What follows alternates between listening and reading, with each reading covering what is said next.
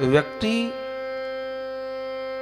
अपने जन्म स्थान को ऐसे नहीं छोड़ता, धन की आशा में छोड़ता है कि मुझे प्राप्ति होगी, मेरे जीवन का आर्थिक विकास होगा, मैं आज की भाषा में कहें तो स्टेटस मेंटेन कर पाऊंगा और क्या क्या कर पाऊंगा।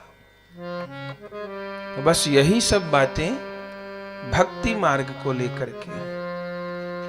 यदि हम सच्चाई से भक्ति मार्ग में आए हैं, यदि हमने श्रवण करना प्रारंभ किया है, तो उसका परिणाम यह होगा कि हमारे आचरण में भक्ति आएगी, हमारे व्यवहार में भक्ति आएगी, हमारे विचार में भक्ति आएगी। और इस भक्ति का जो अंतिम लक्ष्य है, जो परम लक्ष्य है, श्री राधा माधव के चरण कमलों की प्राप्ति, वह नेट प्रॉफिट हम गेन करेंगे, वो लाभ तो हमको हो। तो जिस परिवेश में रहते हैं, उन बातों को सीखते हैं, समझते हैं, तो यह भागवत जी की शरणागति क्या है? भागवत जी भगवान का निवास स्थान है। भागवत जी स्वयं श्री कृष्ण हैं, भागवत जी स्वयं श्री राधा हैं, और भागवत जी स्वयं श्री राधा कृष्ण का निवास स्थान भी है। जैसे राधा माधव में और श्री धाम वृंदावन में कोई भेद नहीं है, जैसे राधा माधव को प्रेम किया जाता है, उसी प्रकार ब्रज को और वृंदावन को भी हम लोग प्रेम करते हैं, क्योंकि वृंदावन में और श्री कृष्ण में भेद नहीं है, धाम धाम ही एक है। उसी प्रकार भागवत जी की भावना है। भागवत जी कोई पुस्तक नहीं है, भागवत जी केवल कोई ग्रंथ नहीं है, भागवत जी वैष्णवों का जीवन है, हमारी साधना है, हमारी साध्य है। क्योंकि इन ग्रंथ में केवल राधा माधव की मंजुल लीलाएं अंकित ही नहीं है, इस ग्रंथ में भगवान लीला कर रहे हैं। राधा माधव नित्य विराजमान है। वृंदावन में प्रेम गली है। पहले हम बाग बुंदेला रहते थे तो उसके सामने ही थी प्रेम गली, तो दर्शन को जाते थे तो कई बार प्रेम गली से होते जाते थे। तो प्रेम गली में एक महात्मा रहते थे, उनका नाम था श्री अवधदास जी महाराज। बड़े महान महापुरुष थे, और उनकी विशेषता ये थी कि ब्रज में ही रहते थे, बड़े भजनानंदी थे, पर वे भागवत जी को ही इष्ट देव मानते थे अपना। उनके यहां भागवत जी की सेवा थी। आप समझिए कि ठाकुर जी के सिंहासन पर भी भागवत जी, सवेरे स्नान भी उन्हीं का सांकेतिक स्नान कराते थे, उन्हीं को श्रृंगार करते थे, भागवत जी को ही, उन्हीं को फूल, उन्हीं को तुलसी, उन्हीं को भोग। अब हम लोग तो अनुष्ठान होता है तो भागवत जी को भोग रखा जाता है, आरती भी दोनों समय होगी भागवत जी की, अनुष्ठान तो चल ही रहा है, पर वो तो साक्षात ठाकुर जी मान के ही व्यवहार करते थे। उन्हीं को तीनों चारों समय भोग, आरती, उन्हीं का शयन। होली आती तो भागवत जी को ही रंग लगाते, सावन आता तो भागवत जी को ही झूला झुलाते, जन्माष्टमी आती भागवत जी को ही पालना करते। सारे त्योहार लाड़ भागवत जी को मान के कि भागवत जी राधा कृष्ण का स्वरूप है। उसके साथ हर समय भागवत जी का पाठ करते रहते थे, हर समय। आप सोचिए, माने भागवत जी की कथा तो रोज कहते ही थे, ऐसी सप्ताह वाली कथा नहीं कहते थे, उनकी अपनी मस्ती की कथा चलती थी साल भर तक। एक साल में उनका एक पाठ पूरा होता था, अब वो पूरा हुआ फिर दूसरा प्रारंभ। ऐसे जीवन भर उन्होंने भागवत जी की आराधना की थी।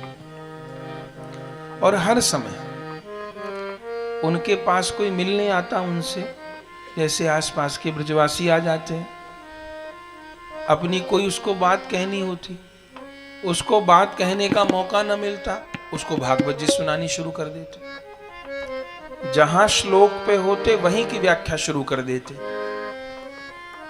अब वो घंटा 2 घंटा बैठता, अपनी बात ही न कह पाता, उठ के चल पड़ता कि इनकी तो कथा ही नहीं खत्म होएगी। ऐसा होता था। दूध देने वाला उनको आता, दूध देने वाले को बिठा लेते, वो दूध देता, अरे भैया थोड़ी भागवत जी सुन ले, उसको सुनाने लग जाते। फूल वाले को सुनाने लग जाते। ऐसी स्थिति। तो सब समय भागवत जी आप करते रहते थे, श्लोकों का पाठ करते रहते। कोई आता तो वहां से फिर प्रसंग सुनाते। और भागवत जी को साक्षात श्री कृष्ण रूप में ही वो अनुभव करते। सत्य घटना हम उनकी आपको बता रहे हैं। जब उनका अंतिम समय आया तब भी वो भागवत जी ही कर रहे थे। और भागवत जी आसपास से भक्त लोग सुनने आते ही थे, तो भागवत जी वो करके, और जब विश्राम होती थी तो सब लोग परिक्रमा करते थे, बाबा किनारे पर बैठ जाते थे, सब लोग प्रणाम करते थे, कुछ सेवा करते थे। तो जो आखिरी उनकी भागवत जी हो रही थी, तब बाबा मन में सोचते थे कि कोई संसारिक यजमान तो मेरा होता नहीं है। वो प्रिया प्रियतम को यजमान मानते थे अपना, हाँ, उन्हीं के निमित्त वो कथा सुनाते थे। भक्त लोग सेवा करते ही थे, पर यजमान उनकी दृष्टि में राधा माधव ही थे। तो अंतिम जब उनकी कथा हुई तो मन में सोच रहे कि मेरी कथा को राधा माधव स्वीकार किए कि नहीं किए। और मैंने जो जुगल सरकार का ही स्वरूप भागवत जी को माना, तो ये मेरी भावना सत्य हुई कि नहीं। बात तो सत्य होती है, लेकिन उस बात की अनुभूति सत्य हुई कि नहीं। जैसे दूध में घी है, ये तो सत्य है, पर हमने दूध से घी निकाला कि नहीं निकाला, ये दूसरी बात है। तो दूध में घी है, ये सत्य है, पर यदि हमने नहीं निकाला, दूध जमा कर दही, फिर उसको करके माखन, फिर उससे घी नहीं निकाला, तो दूध में घी होते हुए भी हमको लाभ नहीं होगा।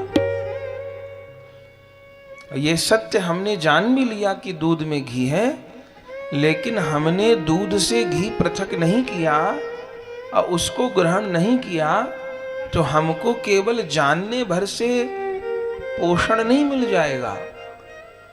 ये जाना भी कि दूध में घी है, और जानकर फिर दूध से घी निकाला भी, उसकी जो प्रक्रिया है निकालने की, और फिर उसको ग्रहण भी किया, तो पुष्टि आएगी, तब तंदुरुस्ती आएगी।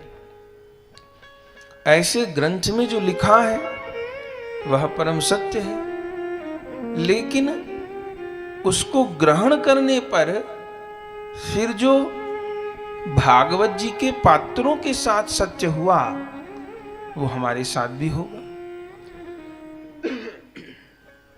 वो हमारे साथ भी घटित होगा। तो बाबा प्रिया प्रियतम को ही यजमान मानते थे। तो अंतिम दिन था, उनको तो खबर नहीं, या होगी खबर, मेरा अंतिम दिन है। भागवत जी पूरी हुई, बाबा आसन पे जाके बैठे और सब भक्त लोग परिक्रमा देने लगे। बाबा बैठे रहे, सब लोग परिक्रमा करके चले गए, बाबा बैठे रहे, जब करते रहे। और उनको अनुभूति होने लग गई कि अब ये शरीर नहीं रहेगा, लेकिन बस आराधना भागवत जी की करते थे। तो भागवत जी पे टकटकी लगा के देख रहे थे तो क्या उन्होंने अनुभव किया कि राधा माधव भागवत जी में से ही प्रकट हो गए। बलिहारी प्रिया प्रियतम भागवत जी में से ही प्रकट हो गए। और जैसे यजमान गठजोड़ करता है, राधा माधव का गठजोड़ हो रहा था और प्रिया प्रियतम भागवत जी की परिक्रमा किए। सबको करनी चाहिए भागवत जी की परिक्रमा। और फिर परिक्रमा करके बाबा के पास गए और बाबा देख रहे हैं प्रत्यक्ष राधा माधव को। और प्रिया प्रियतम क्या कहते हैं बाबा से कि सारे जीवन हमको भागवत जी सुनाई है, अब तुम्हें क्या दक्षिणा दें, क्या दक्षिणा दें तुम्हें। तो बाबा क्या कहते हैं कि आपको छोड़ करके और कौन सी दक्षिणा चाहिए। बलिहारी मेरी दक्षिणा तो आप ही हैं। तब प्रिया प्रियतम ने कहा तो चलो हमारे साथ। और बाबा को प्रिया प्रियतम अपने संग लेकर के गए। शरीर रह गया बाबा का।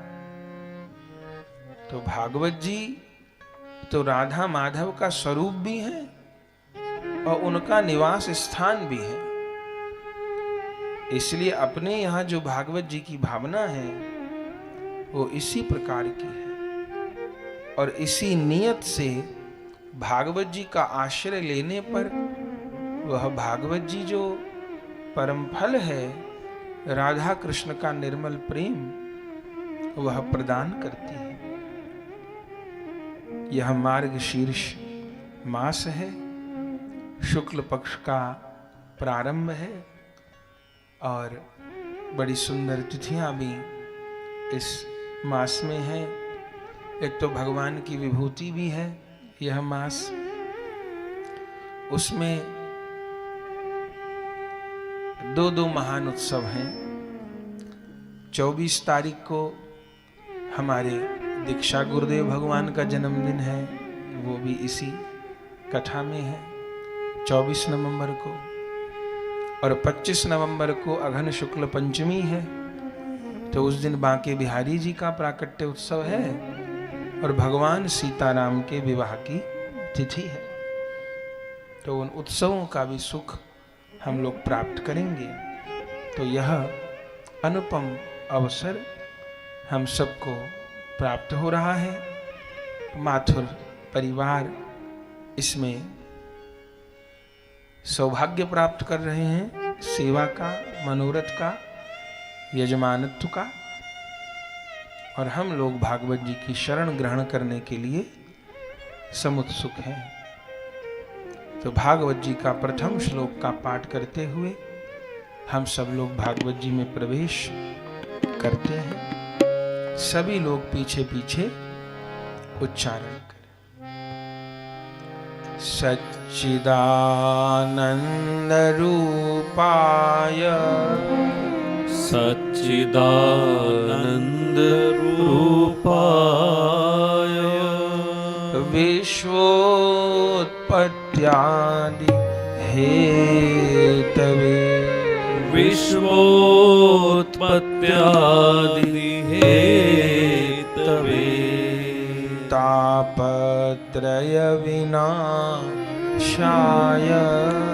तापत्रय विनाशाय श्री कृष्णाय वयं नुमः श्री कृष्णाय वयं नुमः। यह भागवत जी के प्रारंभ में पद्म पुराणोक्त महात्म का प्रथम श्लोक है। यहीं से भागवत जी का आरंभ माना जाता है। और इस प्रथम श्लोक में वेद व्यास भगवान ने श्री कृष्ण को प्रणाम किया है। हम लोगों की जो उपासना है वो प्रणाम से ही प्रारंभ होती है और अंततः प्रणाम में ही विश्राम होती है। तो 4 श्लोक, 4 चरण हैं इस श्लोक के। भगवान को प्रणाम निवेदन हो रहा है। पहला शब्द है सच्चिदानंद रूपाय। उन श्री कृष्ण को प्रणाम है जो सत चित और आनंद के स्वरूप है। सच्चिदानंद रूपाय। सच्चिदानंद का अर्थ क्या होता है? बोले सत कहिए जो बिन से नाही, चित चैतन्य सकल घट माही, आनंद घट घट करे आनंदा, ताको नाम सच्चिदानंदा। सत किसको कहते हैं? जिसका कभी विनाश न हो, जो सदा रहे। भगवती पार्वती जी ने भोले बाबा से पूछा था कि इस जगत में सत्य क्या है और असत क्या है। तब भोलानाथ ने कहा था, बड़ी प्रसिद्ध पंक्ति है, आप सबको याद है। उमा कहूं मैं अनुभव अपना,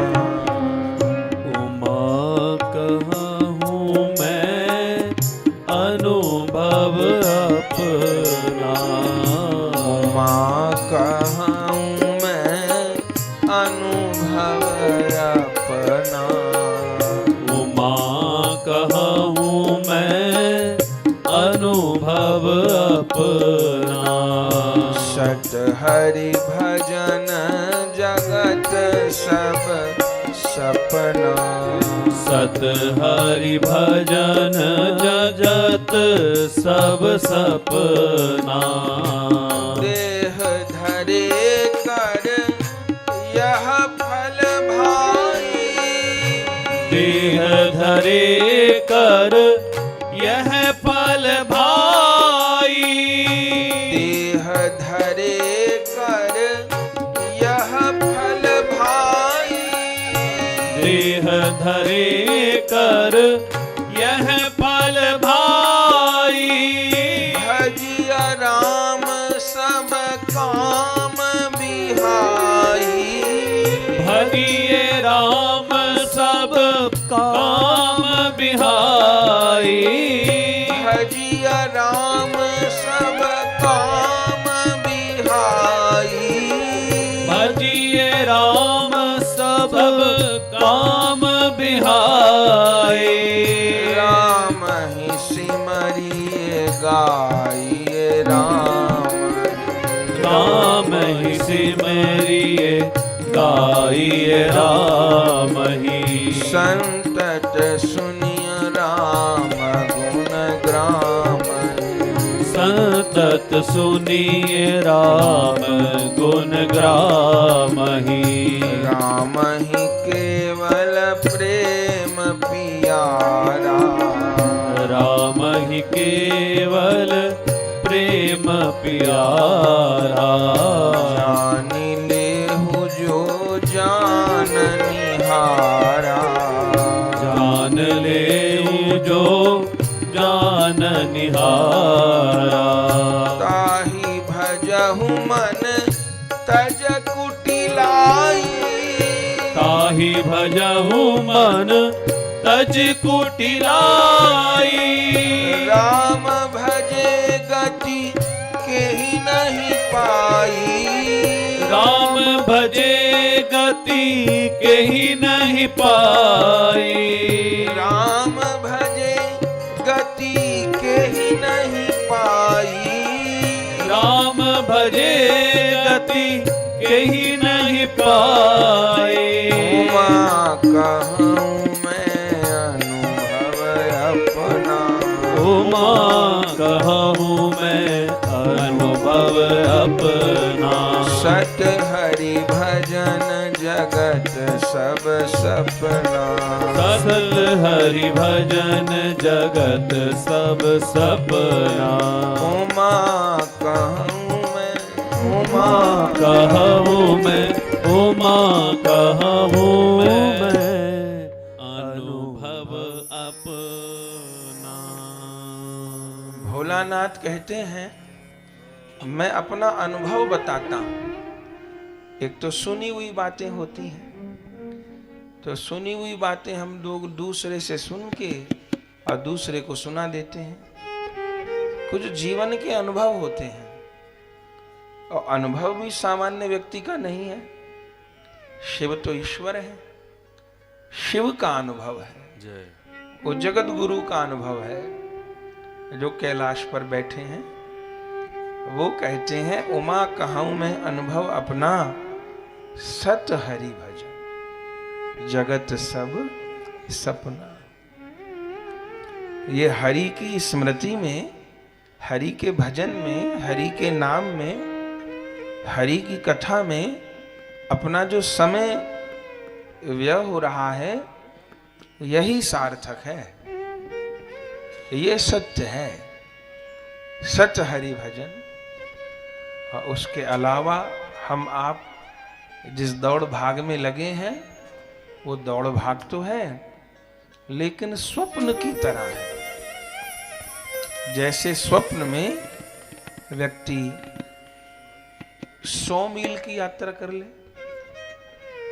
स्वप्न में वो फ्लाइट पकड़ ले, भले विदेश की पकड़ ले, लेकिन जब वो सो के उठेगा तो वो जहां है वहीं अपने को पाएगा, भले उसने स्वप्न में हजारों मील की यात्रा कर ली हो। ऐसे ही सांसारिक क्षेत्र में हम लोग बहुत कुछ अर्जित किए हों, जाने हों, लेकिन आध्यात्मिक जगत में बिना भजन के हम जहां हैं हम वहीं रहेंगे। तो इसलिए संसार की जो उपलब्धि है वे स्वप्नवत है। इसलिए भागवत जी का पहला शब्द ही है सत्य। मूल मंगलाचरण में भी यही बात कही गई है। जन्मादस्य यतुन्वयादितरत चारथेष्वभिज्ञ स्वरा तेने ब्रह्म हिदाचयादि कवये मोहयन्ति यत्सूरयः तेजो वारि मृदां यथा विनिमयो यत्र त्रिसर्गो मृषा धाम्ना स्वेन सदा निरस्तकुहकं सत्यं परं धीमहि। सत्य को प्रणाम किया गया है। हम लोग सत्य के पुजारी हैं, हम लोग असत्य के पुजारी नहीं। इसलिए जीवन भर भले असत्य के लिए गुजर जाए, लेकिन जब शरीर पूरा हो जाता है और किसी को शमशान लेके जाते हैं तो क्या कहते जाते हैं? अरे जीवन भर गाड़ी बंगला शरीर को सत्य माने, तो शरीर शमशान ले जा रहे हो तो ये कहते जाओ गाड़ी बंगला सत्य है। अब यही कहते जाना चाहिए। पुत्र परिवार सत्य है, ये कहना चाहिए। पैसा कौड़ी सत्य है, मान बड़ाई सत्य है, कोठी बंगला सत्य है, ये कहना चाहिए। पर नहीं, ऐसा कहते हुए तो किसी को नहीं सुना होगा। भले भिखारी का शरीर पूरा हो और भले राजा का शरीर पूरा हो, आखिर में क्या कहना पड़ता है? राम नाम सत्य है, सत्य बोलो गत्य है। हरि का नाम सत्य है, गोविंद नाम सत्य है, सत्य बोलो गत्य है। अब संसार में इन वाक्यों को लोग अशुभ समझने लग गए। किसी के घर में जाके आदमी कीर्तन करने लग जाए, राम नाम सत्य है, वो तो नाराज हो जाएगा। पर ये कोई अशुभ तो नहीं है, ये तो सत्य है। लेकिन आखिर में इस बात को स्वीकार किया, अब उसके तो प्राण निकल गए। उसको ये बात समझानी थी तो जिंदगी रहते समझाते तो कुछ लाभ भी होता कि भैया राम नाम सत्य है, कृष्ण नाम सत्य है। तब तो बताया नहीं किसी ने, तब तो कहा जमीन सत्य है, वहां ले लो, दाम बहुत बढ़ जाएंगे। तब तो कहा कि वो बैंक सत्य है, वहां पैसा जमा करो, बहुत ब्याज मिलेगा। तब नहीं बताया राम नाम सत्य है। अब बेचारा चला गया, अब सुना रहे हैं चलो। तो चलो वो तो नहीं सुनेगा, उसके कर्म तो उसके साथ गए। जो संग में थे वो तो सुन ले, पर वो भी बस कह ही रहे हैं, सुन वो भी नहीं रहे। शमशान पर पहुंचे, अग्नि की तैयारी हो रही थी। अब तो अग्नि की तैयारी भी नहीं, उसके पहले ही लोग मोबाइलों पर बात करने लग जाते हैं, अपने अपने काम में लग जाते हैं, बात करने लग जाते हैं। मैं तो सुबह दुकान खोलने जा रहा था, तभी समाचार आया। अब आना पड़ गया, व्यवहार में सब तो करना ही पड़ता है। पता नहीं दुकान से कितने ग्राहक लौट गए होंगे। कोई कह रहा था मैं तो बिजली का बिल भरने जा रहा था, तभी समाचार मिला। अब बताओ, इससे तो संडे को ही मर जाता, तो काम न बिगाड़ने पड़ते, अपने छुट्टी में काम हो जाता। तो ये तो संसार का सत्य है, जिसको हम लोग कलेजे से लगाए हैं और सोचे हैं कि साथ जिएंगे साथ मरेंगे। लेकिन उसकी सच्चाई क्या है वो हम लोग रात दिन देखते हैं, लेकिन वो माया महा ठगनी में जानी। कबीर बाबा कहते हैं माया ठगनी नहीं है, महा ठगनी है। माया माने जो नहीं है उसको दिखा दे, जादूगर की कारीगरी। जो नहीं है उसको दिखा दे, जो है उसको छिपा ले। जादूगर ने खेल दिखाया, रुमाल था उसके पास, और ऐसे उसने एक खाली डब्बा दिखाया और एक रुमाल दिखाया, और उस रुमाल को उस डब्बे में रखा और बाहर निकाला तो हाथ में कबूतर। आपने देखे होंगे जादू, हमने भी एक दो बार देखे। अब उसने क्या किया, उसने दो काम किए। रुमाल को छिपा दिया और कबूतर को प्रकट कर दिया। जो था उसको छिपा दिया और जो नहीं था उसको दिखा दिया। सब लोगों ने ताली बजाई।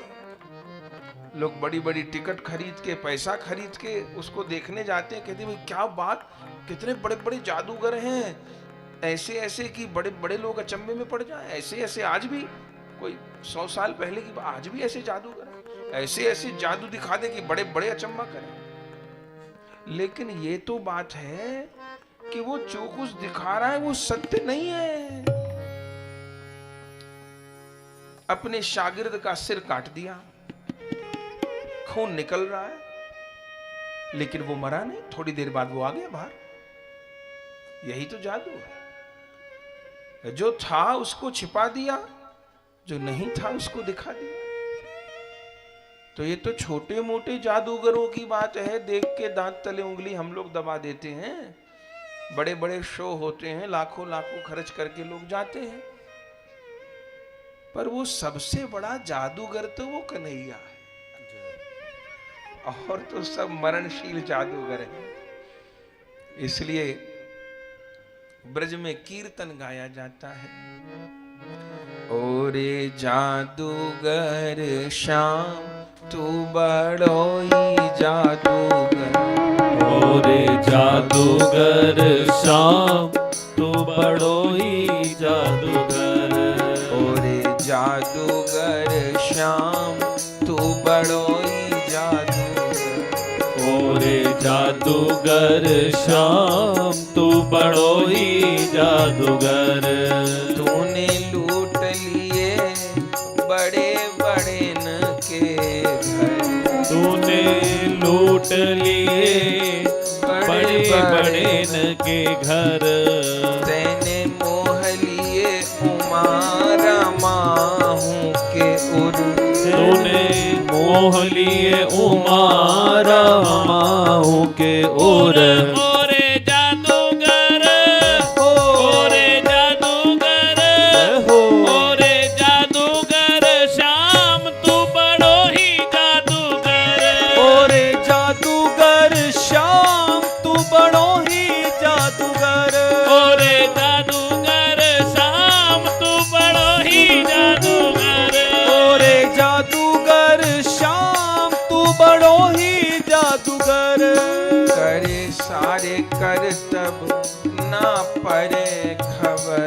करे सारे करतब ना पड़े खबर, करे सारे करतब परे नाए खबर, करे सारे करतब परे नाय खबर। ओरे जादूगर श्याम तू बड़ो ही जादू, ओरे जादूगर श्याम तू बड़ो ही जादूगर, ओरे जादूगर श्याम तू बड़ो ही जादूगर, ओरे जादूगर श्याम तू बड़ो ही जादूगर। सोई जाने तेरो जादू जापे परे तू नजर, सोई जाने तेरो जादू चापे परे तू नजर, सोई जाने तेरो जादू जापे करे तू नजर, सोई जाने तेरो जादू चापे करे तू नजर। ओरे जादूगर श्याम तू बड़ो ही जादू, ओरे जादूगर श्याम तू बड़ो ही जादूगर, ओरे जादूगर श्याम तू बड़ो ही जादूगर, ओरे जादूगर श्याम तू बड़ो ही जादूगर। तेरे जादू ने नचाए देव विधि और हर, तेरे जादू ने नचाए देव विधि और हर, तेरे जादू ने नचाए देव विधि और हर, तेरे जादू ने नचाए देव विधि और हर।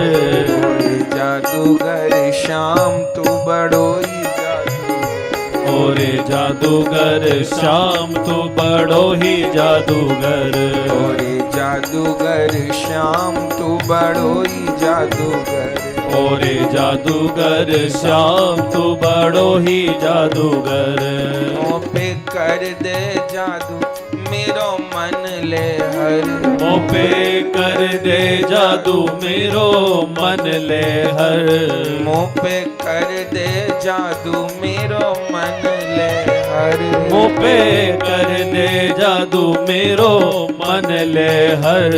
ओरे जादूगर श्याम तू बड़ो ही जादू, ओरे जादूगर श्याम तू बड़ो ही जादूगर, ओरे जादूगर श्याम तू बड़ो, ओरे जादूगर श्याम तू बड़ो ही जादूगर।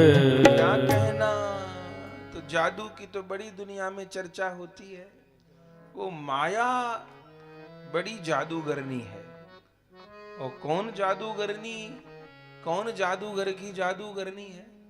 और मूल में तो प्रभु ही है, सामर्थ्य है। इसलिए भगवान माया के लिए कहते हैं मम माया दुरत्या। अर्जुन मेरी माया बड़ी दुरत्या है, बड़े बड़ों को मोहित कर देती है। तो पहला शब्द भागवत जी का है सत्य। उन प्रभु को प्रणाम करें जो सत्य है। हम लोग जीवन भर असत्य से ही संबंध माने रहते हैं। तो भागवत जी का पहला कार्य यह है कि वो सत्य से परिचय कराती हैं।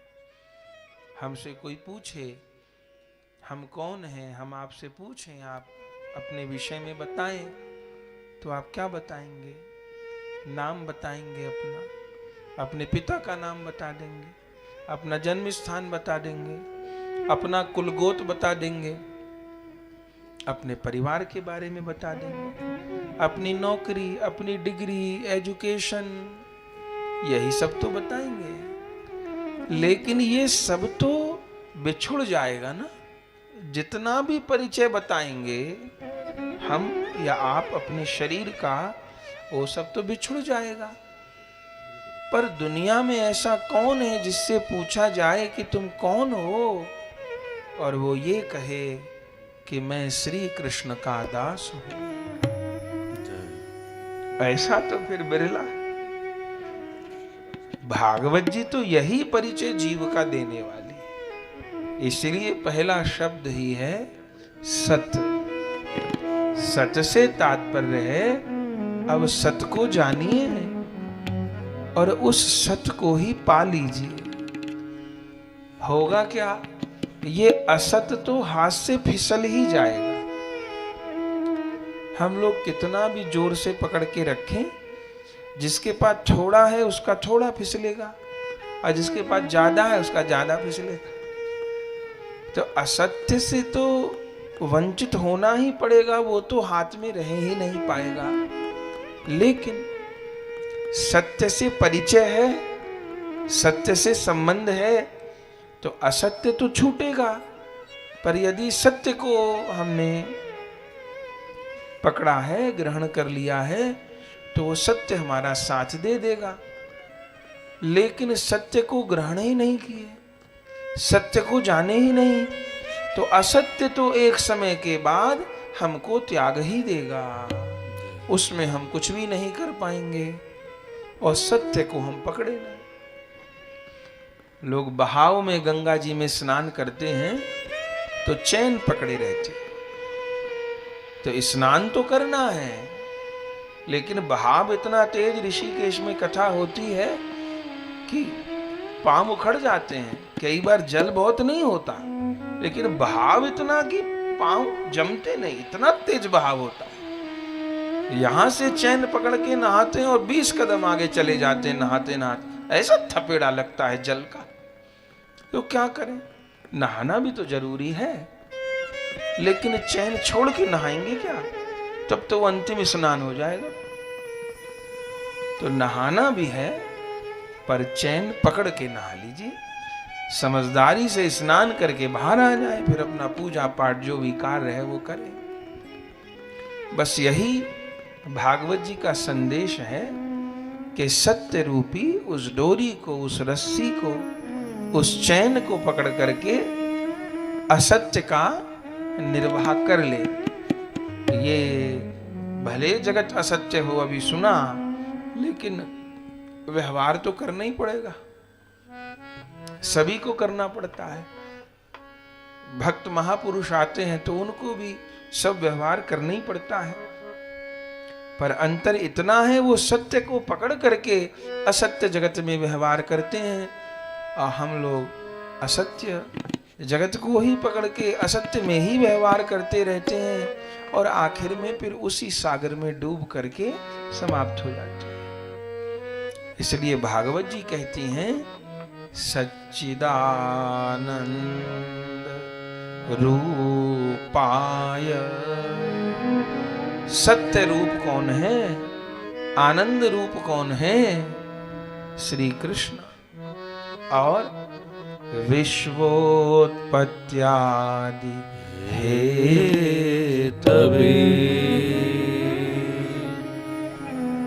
ये विश्व उनकी रचना है और वो इस विश्व के हेतु हैं। ये विश्वोत्पत्त्यादि हेतवे कहने की क्या जरूरत थी, क्योंकि रहते तो हम लोग इसी विश्व में ही, इस संसार में ही है, लेकिन ये जान गए कि इस विश्व के हेतु, इस जगत के हेतु श्री कृष्ण है। जैसे अभी जादूगर की बात की, तो जादूगर को देख करके हम लोग तो अचंभा मानते हैं, अरे राम उसको काट दिया, वो मरा नहीं, अरे राम गेंद से रुमाल बना दिया, रुमाल से कबूतर बना दिया, क्या से क्या कर दिया, तो हम लोग तो अचंभा करते हैं। लेकिन वो जादूगर का जो शागिर्द होता है, चेला होता है, जो रात दिन उसके साथ रहता है, वो सब लूपोल जानता है, उसे कोई अचंभा नहीं होता। उसको पता होता है कि डब्बे में रुमाल वहां छिपाया है और कबूतर वहां से निकाला है। उसको पता है कि वो खाली पात्र दिखा के उसमें से चावल चीनी सब निकाल दी, वो कहां रखी थी और कहां से निकाली, वो चेला जानता है कि ये जादू के मूल में क्या है। तो परिणाम क्या होता है, वो मोहित नहीं होती। हम लोग देख के मोहित हो जाते हैं, भाई क्या कहना। तो विश्वोत्पत्त्यादि हेतुवे, इस विश्व के हेतु श्री कृष्ण ही है। तो ये जो कुछ भी कारीगरी दिख रही है, जैसे समुद्र के तट पे खड़े होकर के हम लोग समुद्र की लहरों को देखते हैं, एक लहर उठी, फिर दूसरी उठी, फिर तीसरी। लगता था सब कुछ डुबा देगी, और तट पे आते आते तो सब विलीन हो जाती है। अभी गोवा में सत्संग था, सब साथ वालों का आग्रह था हमको समुद्र में बोटिंग करनी। अब हमको लगा जैसे गंगा जी में होती है ऐसी होती होगी। हरे राम, बैठ तो गए, वो तो कई किलोमीटर समुद्र में ले गया अंदर।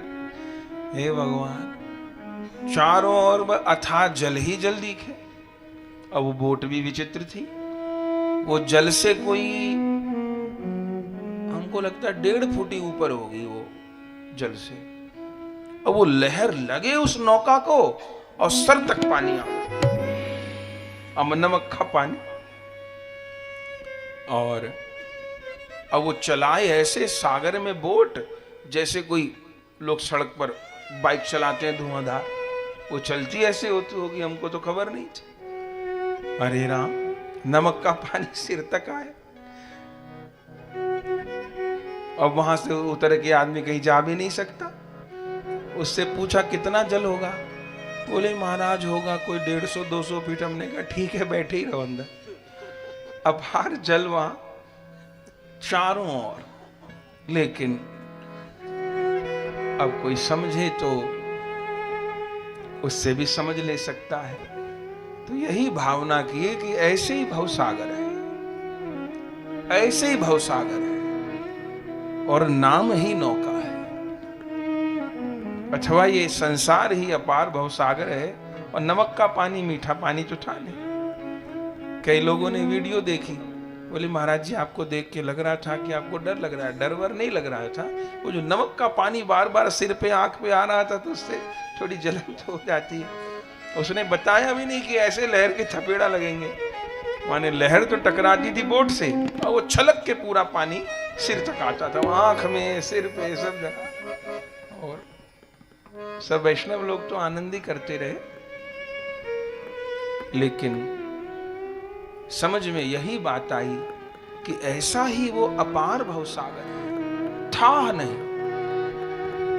और कैसे कैसे उसमें भयानक जलचर जीव थे।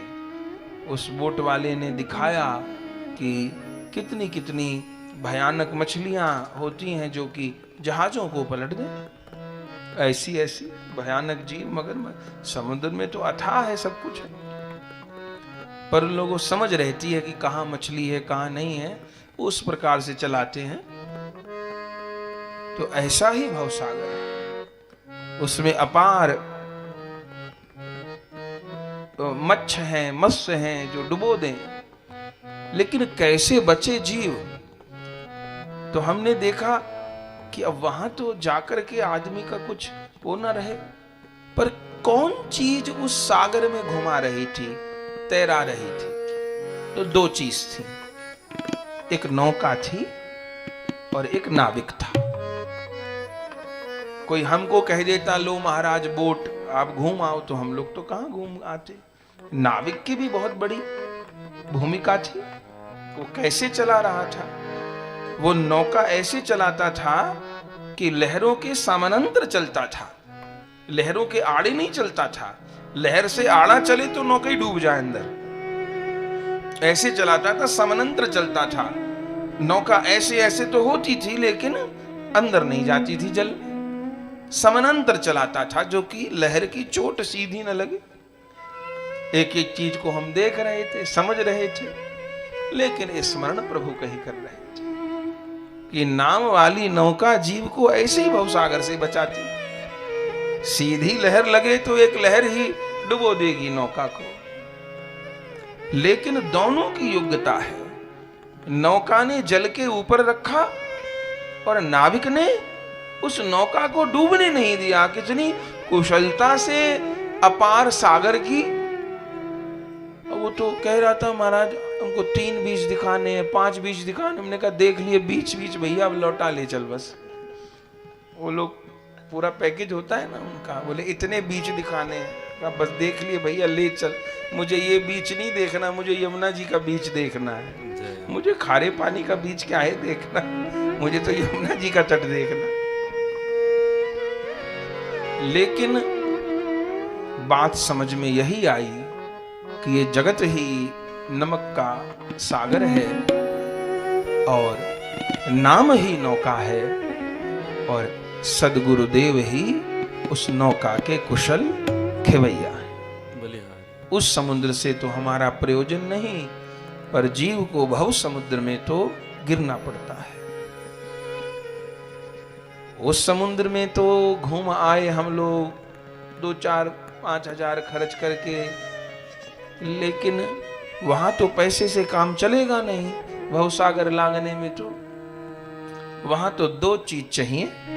इसलिए मीराबाई कितना सुंदर कहती है, सत की नाम। अब भागवत जी ने भी सत कहा ना, तो सत्य क्या है? नाम ही सत्य है, हरि की कथा ही सत्य है, भागवत जी ही सत्य है। सत की नाम और खेवटिया सतगुरु, अभव सागर तरियायो।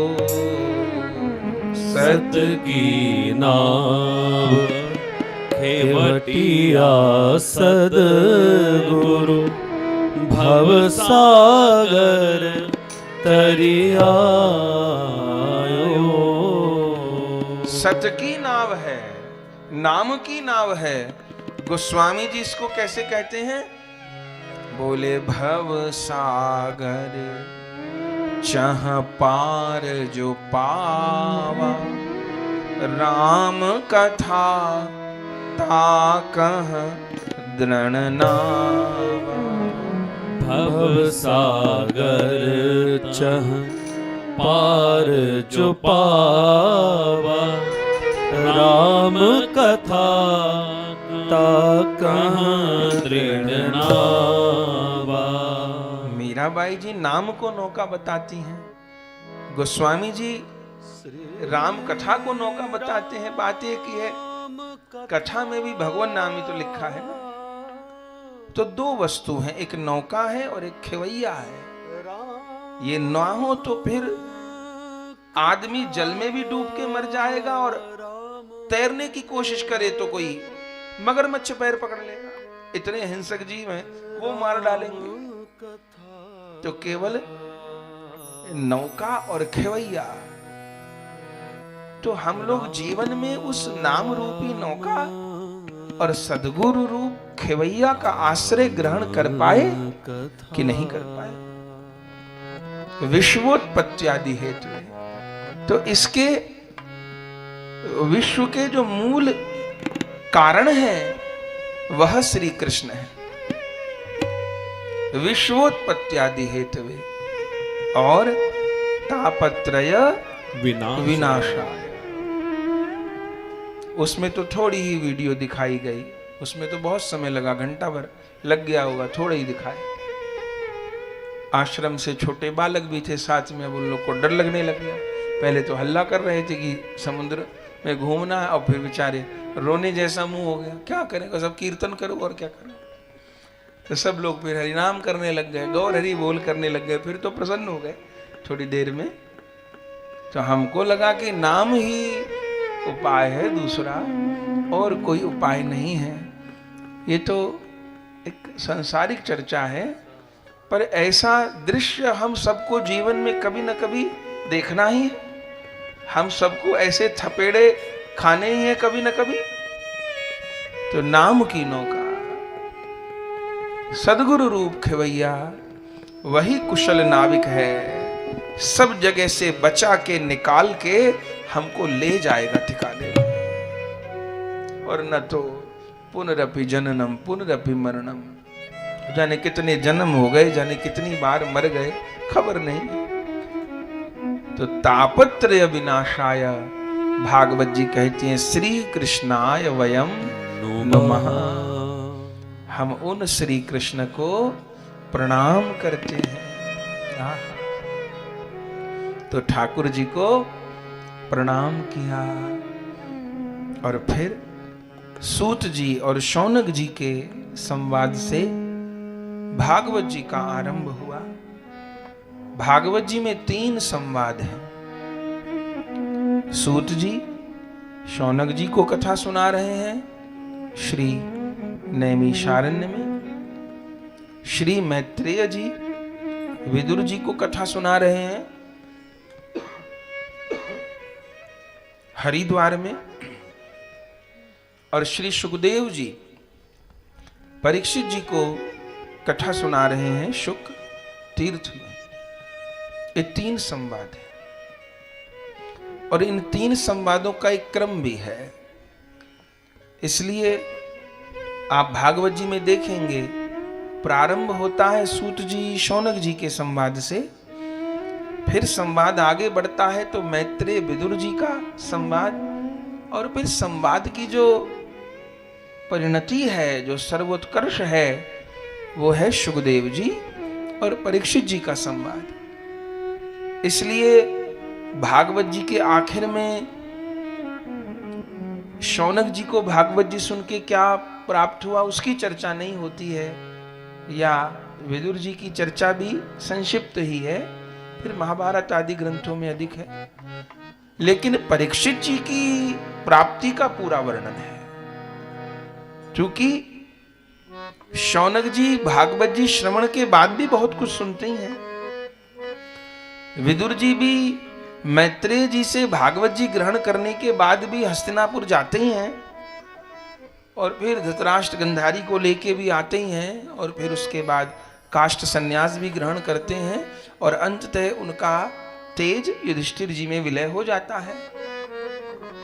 लेकिन परीक्षित जी के साथ ऐसा कुछ नहीं होता। वो भागवत जी से उस परम धन को प्राप्त करते हैं।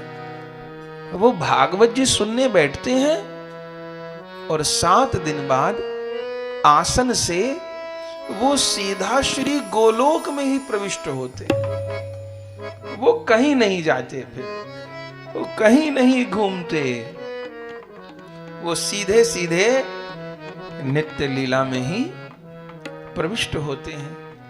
इसलिए सूत जी शौनक जी की महिमा कम है ऐसा नहीं कह रहे, लेकिन भागवत जी में जो विधान है, हम लोग सुखदेव जी की पूजा करते हैं। यहाँ सुखदेव विराजमान है, हम लोग सुखदेव जी की पूजा करते हैं। इसका अर्थ है नहीं कि सूत जी को प्रणाम नहीं करते हैं, कि मैत्रेय जी को नहीं करते हैं। लेकिन हम लोग व्यास में जो हमको कथा कहने आते हैं, उनमें हम सुखदेव जी को देखते हैं कि सुखदेव आए हैं मेरा तरण करने को। और जो यजमान है उनको हम क्या मानते हैं? उनको हम शौनक जी नहीं मानते, उनको हम विदुर जी की भावना से नहीं देखते। विदुर जी भी तो गृहस्थ है, लेकिन यजमान में हम परीक्षित जी को देखते हैं, क्योंकि सुखदेव और परीक्षित जी का जो संवाद है वो अंतिम वस्तु है। जब गुड बेटर बेस्ट इन 3 में से कोई एक चीज चुननी हो, तो हम लोग गुड और बेटर नहीं चुनते हैं, हम लोग दी बेस्ट चुनते हैं। तो दी बेस्ट जो वार्ता है, संवाद है, वह सुखदेव और परीक्षित जी का है। पर वो सुखदेव परीक्षित जी के संवाद तक पहुंचने की एक यात्रा है, क्योंकि सुखदेव जी के हृदय में कथा सुनाते कोई और स्पृहा नहीं है। सुखदेव जी कोई किसी को सुनाने के लिए कथा ग्रहण नहीं किए हैं। सुखदेव जी तो राधा रानी के लीला राज्य के परिकर हैं। वे तो प्रिया जी के निज जन हैं। वे तो प्रिया जी की आज्ञा से धरा पर अवतार ग्रहण किए हैं। तो हम लोग यही भावना करते हैं कि श्री सुखदेव जी ही मेरे गुरुदेव के रूप में आए हैं। मेरे जो गुरुदेव हैं वे प्रिया प्रियतम के नित्य परिकर हैं। वे तो श्री जी की सखी हैं। प्रिया प्रियतम ने उनको भेजा है जगत में जीवों का कल्याण करने के लिए। जितने दिन का पट्टा लिखा है उतने दिन वो सेवा करेंगे, फिर उनको तो कहीं जाना नहीं, वो जहां से आए हैं फिर वहां जाएंगे। और परीक्षित जी बनने में भी बहुत तैयारी है, क्योंकि परीक्षित जी को श्री कृष्ण प्राप्ति के अतिरिक्त और कोई लालसा ही नहीं है। उनको कामना एकमात्र कल्याण की ही है। जिन वस्तुओं की प्राप्ति में हम लोग अपनी जिंदगी लगा देते हैं कि भाई ऐसा घर हो, ऐसी गाड़ी हो, ऐसी सुविधा हो, मौज मस्ती हो, घूमना फिरना हो, खाना पीना हो, इन्हीं सब को जुटाने में आदमी जिंदगी लगा देता है। लेकिन वे सब वस्तु परीक्षित जी के पास प्रचुर मात्रा में है, वो कूड़ेदान में पड़ी हैं, उनको उनकी कोई लालसा ही नहीं। तो परीक्षित बनने की एक स्थिति है, सुखदेव जी बनने की एक स्थिति है, इसलिए उस संवाद को आगे रखा है। बात शुरू हो गई सूत जी शौनक जी के संवाद से, लेकिन अंतिम वस्तु वही है। तो सूत जी शौनक जी का मिलन नैमिषारण्य में हो रहा है और श्री शौनक जी ने सूत जी से प्रार्थना की है। अज्ञान ध्वांत विदवंस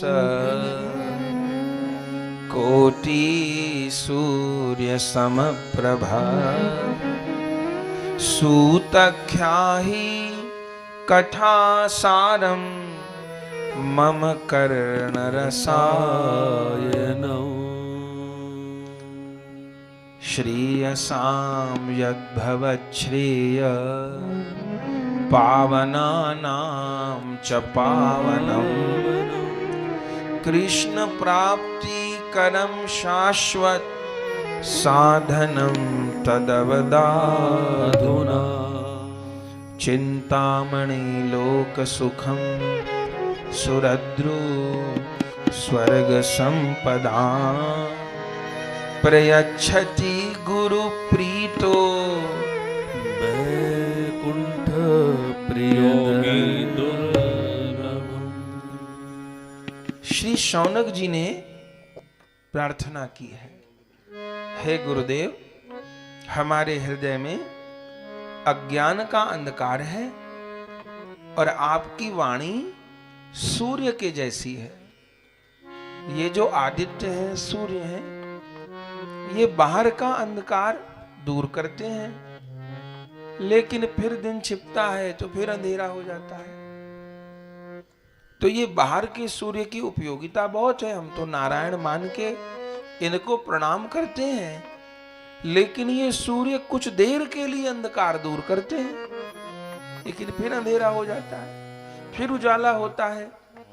तो सृष्टि का यही नियम है, दिन रात दिन रात दिन रात। पर अब हमको ऐसा उजाला चाहिए कि फिर अंधेरा न हो। और ऐसा सूर्य कौन है जो सदैव दमकता है? इन सूर्य को प्रणाम है, ये भगवान की विभूति हैं, लेकिन इनका उजाला सदा नहीं रहता। अब दिन छिप गया, अंधेरा हो गया, अब लाइट जोड़िए। अभी लाइट बंद कर दीजिए, हाथ को हाथ नहीं दिखेगा, अंधेरा हो जाएगा, सीढ़ी से उतरेंगे गिर जाएंगे। अब लाइट चाहिए, और लाइट भी कितना उजाला करेगी? यहां लाइट है तो यहां बाहर फिर अंधेरा। लगाते रहिए लाइटें, कितनी लाइटें लगेंगी। तो ये सूर्य प्रकाश तो देते हैं, पर एक निश्चित समय में देते हैं, फिर छिप जाते हैं, फिर अंधेरा हो जाता है, फिर हम लोग दिया खोजते हैं, लाइट खोजते हैं। अब हमको जीवन में ऐसा प्रकाश चाहिए कि जो सदा रहे, और ऐसा प्रकाश जो सदा रहे, ऐसा प्रकाश तो गुरुदेव के ही पास है। ऐसा प्रकाश और किसी के पास नहीं है, क्योंकि गुरुदेव का ज्ञान अखंड है, उनका ज्ञान अखंड होता है। हम जीवों का ज्ञान खंडित हो जाता। अभी कथा सुन रहे हैं तो सब बात समझ में आ रही है, अभी कोई बाहर निकले, कोई उल्टी पट्टी पढ़ाने वाला आदमी मिल जाए तो मती खराब होने में भी देर नहीं लगती। वाल्मीकि रामायण का एक बड़ा अटपटा सा प्रसंग है। श्री राम लक्ष्मण जी जा रहे थे, सीता जी का हरण हो गया था, राम लक्ष्मण जी विहार कर रहे थे। अब लक्ष्मण जी तो कितने भक्त हैं श्री राम का, उनकी निष्ठा तो अद्भुत है। एक जगह पहुंचे, जाने लक्ष्मण जी को क्या हुआ, राम जी से क्या कहने लग गए, मैं तुम्हारे साथ आ गया, अपनी पत्नी को छोड़ आया, मुझे क्या तुम्हारे साथ पीछे लगने की जरूरत थी, मेरी पत्नी वहां रो रही है, मैं तुम्हारे साथ घूम रहा हूं और यहां इतनी तकलीफ, मुझे वनवास थोड़ो मिला था, आपको मिला था वनवास, तो मैं क्यों घूम रहा हूं साथ में। सुविधा छोड़ी, घर छोड़ा, कपड़े छोड़े, आराम छोड़े, ऐसी बात कहने लगे। श्री राम चुप, कुछ नहीं बोले, चलते रहे। थोड़ा आगे निकले, लक्ष्मण जी कहने लगे, हे भगवान, मैं प्रभु को क्या कह रहा था कि मैं तुम्हारे संग क्यों आ गया, अपनी पत्नी छोड़े आया, सुविधा छोड़े आया, और ये क्यों घूम रहा, मुझे थोड़ा वनवास हुआ, ये वो। अब राम जी के चरणों में माफी मांगने लगे। राम जी ने भी हंस के कहा, मैंने थोड़ो कहा था तुम्हें चलने को, मैं तो कितनी बार मना किया था, मत चलो, मुझे ही मिला है वनवास, मैंने तो सीता को भी मना किया था, उनको थोड़ो वनवास मिला था, न तुम्हें मिला था वनवास, तो मुझे मिला था, तो मुझे जाना चाहिए, तुम लोग अपने आप आ गए। अब लक्ष्मण जी रोए सो, ये क्या हुआ, मैं प्रभु को क्या कह दिया मैंने। या फिर पूछा कि प्रभु ऐसा क्या हो गया, तो भगवान ने कहा, भाई वो भूमि का प्रभाव था, वो जिस जगह तुमने ये बात कही, वहां पर दो भाई संपत्ति के विवाद के लिए लड़ करके मरे थे। भले लीला ठाकुर की है, पर समझ कितनी मिलती है। वो जो क्षेत्र था, वो जो जगह थी, वो जगह थी जहां दो भाई संपत्ति के विवाद के लिए लड़ करके एक दूसरे का कत्ल करके मर गए थे। हम वहां खड़े हुए तो तुम्हारे मन में भी आने लग गया कि मेरा भाई ऐसा हो, ये वो। तो ये भले लीला है, लक्ष्मण जी तो जीवाचार्य हैं, पर ऐसा करके दिखाए ना, तो ज्ञान स्थिर नहीं रहता, ये सूर्य का प्रकाश स्थिर नहीं रहता। अभी बात समझ में आ रही है, और अभी बाहर जाके कोई उल्टी पट्टी पढ़ाने लग जाए तो हम लोग उसको भी हाँ हाँ करने लग जाएंगे। आदमी कई बार कथा सुन के भी भावुक हो जाता है, रो लेता है, और कई बार सीरियल और पिक्चर में भी कोई ऐसा प्रसंग आ जाए तो उसको भी देख के रो लेता है। तो ये जो है ये स्थिर नहीं है, इसलिए भागवत जी कहती है, कृष्ण प्राप्ति करम शाश्वत साधनम तदवदादुना। हे सूत जी, हमको शाश्वत रूप में भगवान की प्राप्ति कराइए, नाटक तो बहुत हो गया, रात दिन नाटक कर रहे हैं। अभी रामदास बने हैं, थोड़ी देर बाद कामदास बने हैं, फिर क्रोधदास बने हैं, फिर लोभदास बने हैं, फिर मोहदास बने हैं, अहंकार दास बने हैं, फिर रामदास बने हैं, फिर कामदास बने हैं, फिर क्रोधदास बने हैं। ये नौटंकी कब तक चलेगी। अब मुझे किसी का दास नहीं बनना, अब मेरे गुरु मुझे गौर का दास बनाए हैं, अब मुझे सब समय उन्हीं का दास रहना। एक बात और, जो डॉक्टर है वो 24 घंटे डॉक्टर है, ऐसा तो नहीं कि वो दिन में 2 घंटे डॉक्टर है, 22 घंटे कुछ और है। जब डॉक्टर की डिग्री मिल गई तो वो 24 घंटा डॉक्टर है। इंजीनियर है तो 24 घंटा ही इंजीनियर है। ऐसे ही यदि हम हरि के दास हैं तो 24 घंटा ही हरि के दास हैं। ऐसा नहीं चलेगा कि इतनी देर हम हरि के दास हैं, उतनी देर हम माया के दास हैं, उतनी देर हम स्त्री के दास हैं, उतनी देर हम धन के दास हैं। ये नाटक नहीं चलेगा। और जिस दिन हम 24 घंटा हरि के दास हो गए तो फिर चिंता तो हरि करेंगे अपने सेवक की। कंपनी ने अपना आदमी भेजा, उस शहर में काम करके आओ, अब वो वहां पर रह रहा है, खा रहा है, होटल में जा रहा है, गाड़ी में घूम रहा है, सफर कर रहा है, सब खर्चा कंपनी दे रही, चूंकि वो उस कंपनी का एम्प्लॉय है। अब वो फ्लाइट में घूमे, गाड़ी में घूमे, महंगे होटल में जाए, भोजन करे, पानी करे, सब कंपनी खर्चा कर रही है, उसका नहीं लग रहा। वो लग रहा है जेब से पैसा देता हुआ, पर वो एम्प्लॉय जेब से पैसा खर्च कर रहा है, फिर भी वहन कंपनी ही कर रही है। पर कब? जब वो उस कंपनी का एम्प्लॉय है। अब वो जाए बाहर घूमने, काम ही छोड़ दे कंपनी का और मटर गश्ती करने लग जाए, उल्टे काम करने लग जाए, तो वंचित हो जाएगा। तो अगर कोई भक्त है तो वो 24 घंटा है, वो 2 घंटा नहीं है। हमारी इसी चतुराई के कारण हम जैसे जीवों को भक्ति का लाभ नहीं मिल पाता। क्योंकि 3 घंटे कथा कह रहे हैं तब भगवान के भक्त हैं, और कमरा पे जाएंगे तो किसके भक्त हैं? फिर अभी कथा कह रहे तो ही भगवान के भक्त हैं क्या? और बाकी सब नहीं। हम सब समय गौर हरि के ही हैं, हमें सब समय ही उनका आश्रय लेना है। अब अपना कहने को जगत में कुछ भी नहीं है, बस राधा माधव मेरे हैं और मैं उन्हीं का हूं, बस इतना ही परिचय है, इसके आगे कोई बात नहीं। तो कह रहे थे कि सूर्य का प्रकाश होता है और लुप्त भी होता है, लेकिन शौनक जी कहते हैं ज्ञान ध्वांत विध्वंस कोटि सूर्य समप्रभ सूतक्या ही कथा सारम मम कर्ण रसायनम। ऐसा सूर्य कौन है जो कभी अस्त नहीं होता? ऐसा सूर्य कौन है? ऐसे सूर्य तो गुरुदेव है, जो कभी अस्त नहीं होते, जिनका प्रकाश निरंतर अखंड रूप में होता है।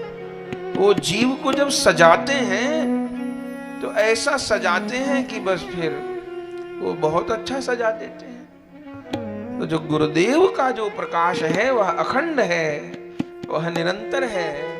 तो हमको आप वह प्रकाश दीजिए। इसलिए गुरु शब्द का अर्थ भी क्या है?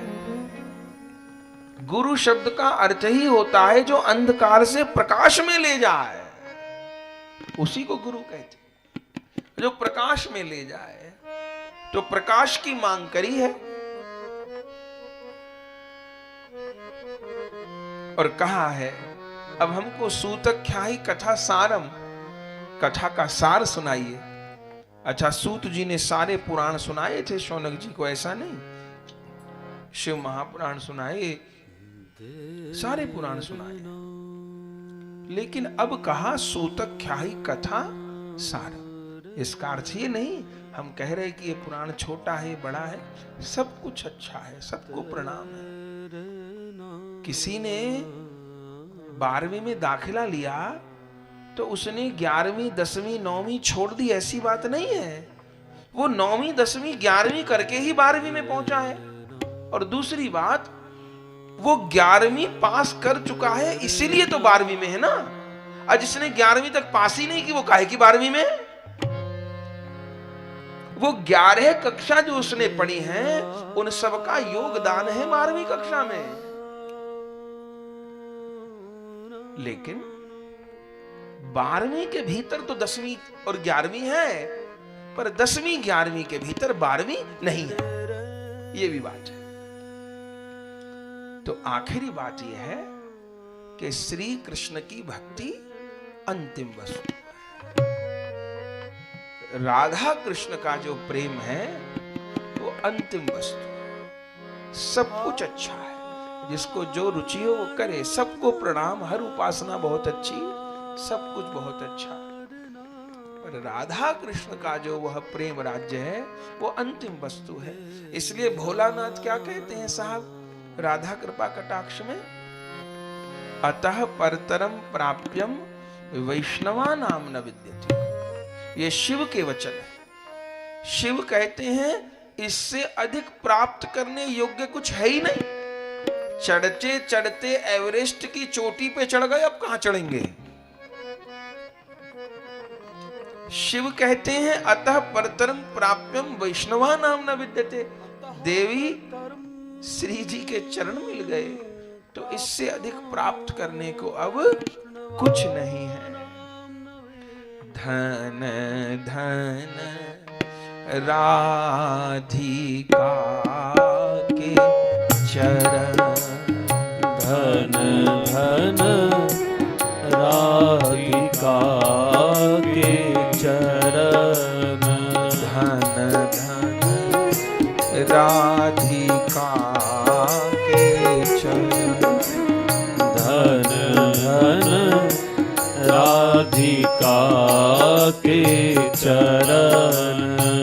सुभग शीतल अति सुकोमल, सुभग शीतल अति सुकोमल, सुभग शीतल अति सुकोमल, सुभग शीतल अति सुकोमल। कमल के सेवरन, धन धन कमल कैसे वरन, धन धन राधिका के चरण, धन धन राधिका के चरण। नंद सुत मन मोदकारी, नंद सुत मन मोदकारी, नंद सुत मन मोदकारी, नंद सुत मन मोदकारी। विरह सागर तरन, धन धन विरह सागर तरन, धन धन राधिका के चरण, धन धन राधिका के चरण। दास परमानंद छिन छिन, दास परमानंद छिन छिन, दास परमानंद छिन छिन, दास परमानंद छिन छिन। श्याम जिन की शरण, धन धन श्याम जिन की शरण, धन धन राधिका के चरण, धन धन राधिका के चरण, धन राधिका के चरण, धन धन राधिका के चरण, राधिका के राधिका के चरण, राधिका के चरण। तो शिव कहते हैं कि अतः परतरम प्राप्यम वैष्णवा नाम न विद्यते। वैष्णवों को इससे अधिक प्राप्त करने के लिए कुछ है ही नहीं। तो सूत जी से शौनक जी कहते हैं सूतख्याहि कथा सारम मम कर्ण रसायनम। जब कथा नहीं कथा का सार कहने को कहा तब तो भागवत जी श्रवण करवाई। तब सूत जी प्रसन्न हो गए और कहा सर्व सिद्धांत निष्पन्नम संसार भय नाशनम कृष्ण प्राप्ति कर्म शाश्वत साधनम तदवदाधुना तदहम ते विधास्यामि सावधानतया शृणु। हम आपको श्रीमद् भागवत जी श्रवण करवाएंगे, आप सावधान होकर के सुनो। तो फिर सूत जी ने शौनक जी को भागवत जी श्रवण करवाई। शौनक जी ने भागवत जी की परंपरा पूछी। तब सूत जी ने बताया कि यह भागवत मूल रूप में तो भगवान के मुख से ही प्रकट हुई। जिस समय स्वयं श्री हरि ने ब्रह्मा जी को उपदेश दिया। ब्रह्मा जी सृष्टि रचना करने में असमर्थ थे, नहीं जान पा रहे थे कि मेरा उद्गम कैसे हुआ। तब उस समय समाधि की अवस्था में भगवान ने ब्रह्मा जी को जो चतुश्लोकी का ज्ञान दिया, अहमेवा समेवाग्रे नान्यद यद सत सत परम पश्चाद हम यदे तच्च यो वशिष्येत सुस्म्यहम् ऋतेरथम यद प्रतीयेत न प्रतीयेत चात्मनि तद विद्यादात्मनो मायां यथा भासो यथा यथा महन्ति भूतानि भूतेषु चेष्वनु प्रविष्टान्य प्रविष्टानि तथा तेषु न तिष्व एतावदेव जिज्ञास्यं तत्त्व जिज्ञासुनात्मना अन्वयव्यतिरेकाभ्याम् यतस्यात् सर्वत्र सर्वदा। तो ये भगवान ने ज्ञान दिया था ब्रह्मा जी को, और ब्रह्मा जी ने पूछने पर यह ज्ञान दिया था नारद जी को, और नारद जी ने यह ज्ञान दिया था श्री वेदव्यास जी को। जब मेरे गुरु वेदव्यास जी थोड़ा दुखी हो रहे थे, तब मेरे गुरु वेदव्यास जी ने, बैठो बहन बैठो, तब मेरे गुरु वेदव्यास जी ने इन्हीं चतुश्लोकी भागवत जी के आधार पर 18,000 श्लोक की संहिता प्रकट की थी। मैं उन्हीं गुरुदेव का कृपा पात्र हूं तो उनकी सबसे अयोग्य संतान, पर मेरा सौभाग्य है कि मुझे वेद व्यास जी जैसे गुरु मिले। मेरे गुरुदेव ने फिर भागवत जी अध्ययन कराई। मुख्य रूप से 2 को उन्होंने भागवत जी का दान दिया। हे शौनक जी, मैं तो कथा कहूं ऐसी मेरी कोई इच्छा नहीं थी। मैं तो गुरुदेव की सेवा में ही रहना चाहता था, गुरुदेव की चरण शरण में रहता, उनकी सेवा करता, पर मेरे गुरु ही मुझे आज्ञा दिए। कहा था आपने हरि नाम मधुर गान करो, हरि कथा हरि भक्तों की कथा दान करो, अपना संकल्प दे के बल पूरा कराते रहना, मेरे गुरुदेव मुझ अधम को भी निभाते रहना, मेरे अपराध मेरी भूल भुलाते रहना। तो सूत जी ने भी यही बात कही कि मैं तो नहीं कहना चाहता था, पर वे आज्ञा किए कि प्रसाद बांटो, तो एक मुझे आज्ञा दिए, मैं तो उनका चरण सेवक था, और दूसरी आज्ञा वे अपने पुत्र श्री सुखदेव जी को दिए। तो मेरे गुरुदेव के द्वारा भागवत जी प्रकट हुई, अब उन्हीं की आज्ञा से सब सेवा हो रही है। तो हे शौनक जी, यह भागवत जी की परंपरा है, लेकिन आप पूछें कि मैंने कथा कहां से ग्रहण की, तो गुरुदेव से तो ज्ञान मिला, वो तो सत्य है, लेकिन मैं क्षमा पूर्वक ये बात कहता हूं कि मैंने गुरुदेव से भागवत पढ़ी तो सही, पर जितनी मीठी मुझे सुखदेव जी के मुख से लगी, उतनी मीठी तो मुझे किसी के मुख से नहीं। गुरुदेव ने पढ़ाया, सब कुछ उन्होंने बताया, लेकिन जब सुखदेव जी परीक्षित जी को कथा सुना रहे थे, तब भी बैठ के मैंने सुना। जिस समय सनकादिक नारद जी को सुना रहे थे, तब भी मैंने बैठ करके सुना। आप भागवत जी का महात्म मेरे से पूछते हो, मैं भागवत जी का महात्म क्या बताऊं। भागवत जी जीते जी का भी कल्याण करती हैं, भागवत जी मरने के बाद भी कल्याण करती हैं। धुंधकारी का प्रसंग तो कितना जो है प्रसिद्ध है। कथा से पहले बहन अर्चना हमको एक बड़ी सुंदर बात बोल रही थी। बोले महाराज जी, मीरा जी का मैंने चरित्र सुना, तो उसमें मैंने सुना कि उनके सास ने ससुराल के लोग कष्ट दिए ना, तो उन्होंने एक भूत बंगले में बंद कर दिया था मीराबाई को। तो कई दिन मीराबाई बंद रही, आपने कथा में सुनाया। तो फिर उनके कीर्तन के प्रभाव से वो सारे पितृलोग तृप्त हो गए, भगवत धाम चले गए। तो मुझे अब यही लग रहा है कई दिन से कि भागवत जी की कथा से हमारे सब पितृ लोग भी यदि कहीं अटके होंगे तो सब लोग भगवान के धाम चले जाएं। जय हो। ये तो कितनी सुंदर भावना है, कितनी सुंदर नियत है। सारी बात भावना पे ही तो है भैया। भावना नहीं है तो फिर ठाकुर जी को भी प्रतिमा पत्थर मान ले, और भावना है तो नामदेव जी की तरह ठाकुर दूध पी ले। भावना का ही राज्य है।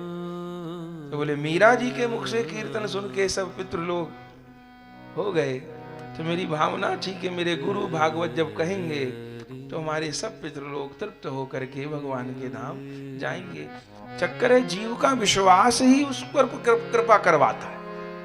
इसलिए तुलसीदास जी कहे बिन विश्वास भगति नहीं, तेहि बिन द्रमहि न राम, राम कृपा बिन सपने हूं जीवन लह विश्राम। जीव का विश्वास ही तो उस पर कृपा करवाता है। विश्वास बर्तन है, कृपा रस है। तो सूत जी कहे कि जीते जी का भी भागवत कल्याण करती हैं, मरने के बाद भी जीव का कल्याण करती हैं। धुंधकारी प्रमाण है, जो कि राक्षस हो गया था, प्रेत हो गया था, लेकिन गौकर्ण जी जब भागवत जी का गान किए तो वो धुंधकारी का तो उद्धार हुआ। गया जी का श्राद्ध जिसके लिए निष्फल हो गया, वह धुंधकारी भगवत पार्षद बन गया। और गजब हो गया, जब पूरे गांव के लोग कथा सुने तो सबको भगवान के धाम की प्राप्ति हो गई। तो सूत जी ने कहा शौनक जी, यह भागवत जी जीते जी का भी कल्याण करने वाली हैं और शरीर के बाद भी कल्याण करने वाली हैं। ऐसी भागवत जी की शरण हम लोग ग्रहण करेंगे। फिर भागवत जी कहने और सुनने की विधि बताई। वक्ता के लक्षण कहे विश्वा विरक्तो वैष्णवो विप्रो वेद शास्त्र विशुद्धिकृत दृष्टांत कुशलो धीरो वक्ता कार्योति निष्प्राह। और श्रोता के लक्षण कहे विश्वासो गुरुवाक्येषु स्वस्मिन् दीनत्व भावना मनोदोष जयैश्चैव कथायाम निश्चला मति। मुख्य नियम यह है कि निश्चल होकर के कथा सुने। हम लोग उसी रीति से कथा कहने सुनने का प्रयास करेंगे।